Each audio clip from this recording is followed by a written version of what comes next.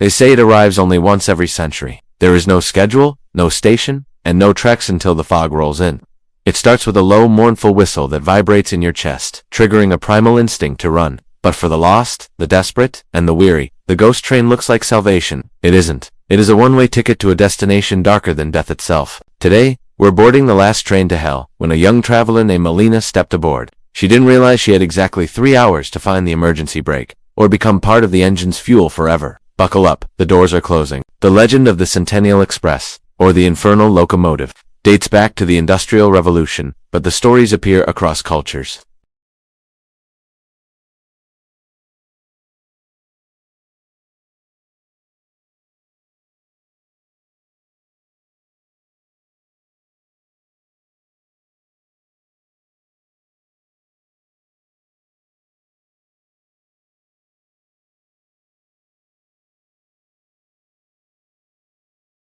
The interior was lavish velvet seats, mahogany panels, but the smell was wrong. It didn't smell like old perfume. It smelled like sulfur and scorched meat. As the train lurched forward, gaining impossible speed, Elena noticed the other passengers. They sat rigid, staring forward, their skin pale and waxy. They weren't sleeping. They were waiting.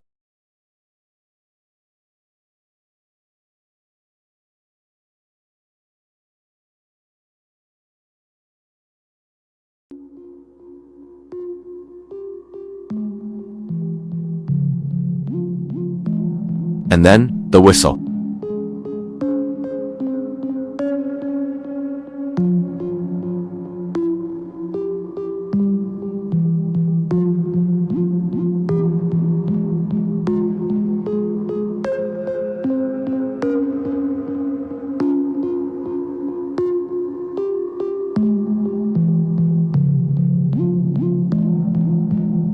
They say it manifests only once every 100 years. When the alignment of human miseries reaches an unbearable peak, summoning the final carriage for what remains of humanity, Elena was standing on an abandoned stretch of track that hadn't appeared on any map for decades. She didn't know how she had gotten there, only that the pain in her soul had become a physical guide, leading her to this gray and nameless limbo.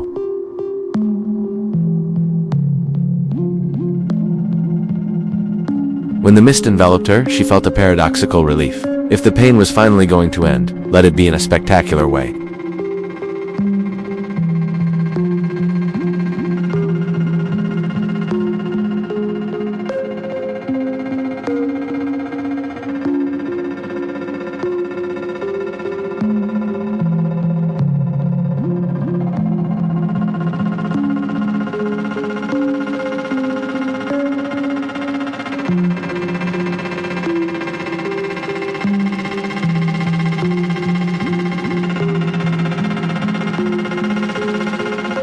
It stopped without a creak, without the usual noise of pistons.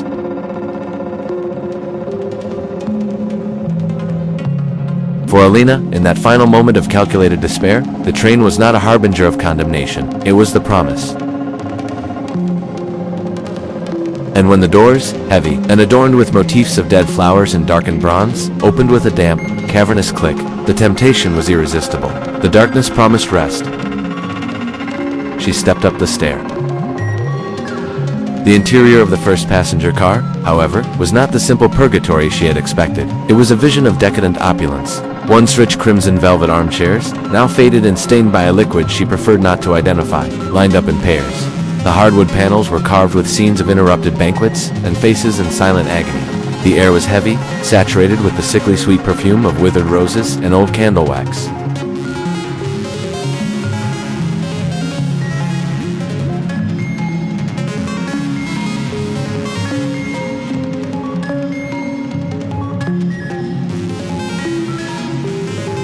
The world she had come from was now a distant, and then, without warning, without a jolt of engagement, the train began to move. But it wasn't a gradual acceleration, it was a horizontal freefall. The train wasn't gaining speed, it was consuming distance. The landscape outside, if there was any, became an indistinct blur of black, occasionally punctuated by flashes of a color that should not exist. Panic began to form in Elena's throat, but it was smothered by the need to understand.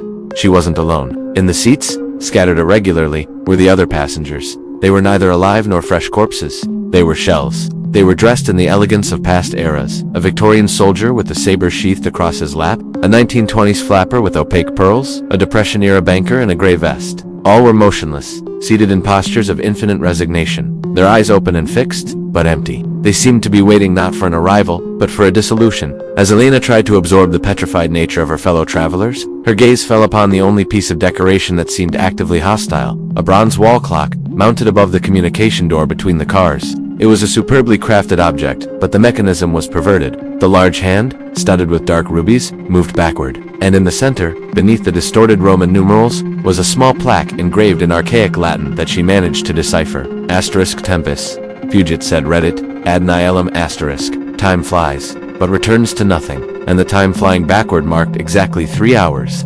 3 hours of inverted time. 3 hours until her fateful destination. The understanding, sharp and cold, like an ice pick, pierced the veil of her despair. This wasn't the end. It was the beginning of her true damnation. The ghost train didn't offer peace. It offered eternal servitude. The conflict exploded inside her, dissipating the lethargy of passive suicide. She had sought death, but had found something that fed on death. She would not be just a passenger. She would be, as the myth indicated, part of the fuel. Her objective crystallized. Find the emergency brake. That train, no matter how supernatural, was still a machine. And every machine, no matter how infernal, has a stopping mechanism. Elena began to walk, forcing her numb legs to move. With every step, the velvet squeaked under her shoes, and the dark wood floor seemed to murmur its disapproval. The car seemed to stretch out, the rows of seats elongating, defying spatial logic. It was in the middle of the car that she encountered the first conscious obstacle, the first proof that the train was not driven by ghosts, but by something colder and more organized. The conductor.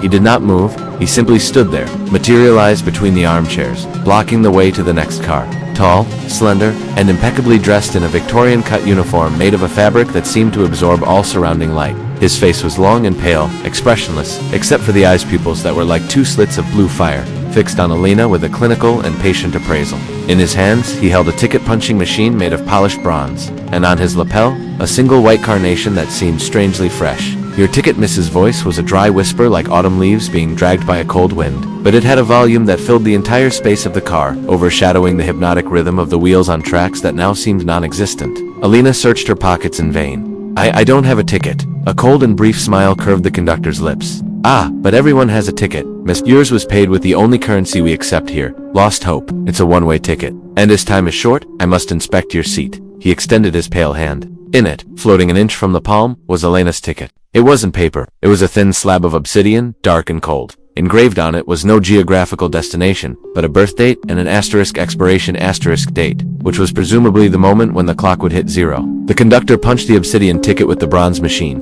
The sound was a asterisk click, asterisk, metallic and dry. The small perforation released not a piece of paper, but a tiny puff of gray smoke that smelled of old tears and regret. It was the essence of her last resistance being formally recorded. 3 hours, miss, he said, returning her the punched ticket. It's the standard time for the accommodation of new souls. It's generous. Given the destination, the nature of the train was now undeniable. It wasn't a metaphor. It was a literal soul-processing machine, and Elena was on the final assembly line. She seized the moment when the conductor turned to inspect one of the petrified passengers, leaning over the Victorian soldier as if assessing the quality of his cargo. Elena ran. The first door between the cars was heavy oak, lined with cold brass. She grabbed the handle, but her hands slipped on the damp metal. The train, in a maneuver that defied physics, violently leaned to the left, forcing her to stagger against the side of the car. Her body was sore, but adrenaline gave her a brutal focus. The will to survive, which she thought she had annihilated before boarding, resurfaced as an electric impulse, pure and desperate. She slammed through the door into the second car.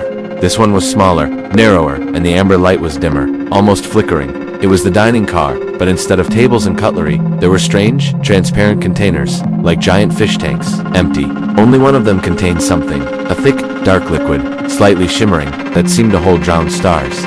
She approached the tank, curiosity overriding fear. Below it, a small silver plaque read, in elegantly curved letters, asterisk memoria prima, concentrated regret, asterisk. The train's engine wasn't powered by coal or diesel. It was powered by pain, distilled sorrow, and, crucially, fresh souls. The train needed constant fuel to maintain its unnatural speed, and she had 3 hours to become the next shipment.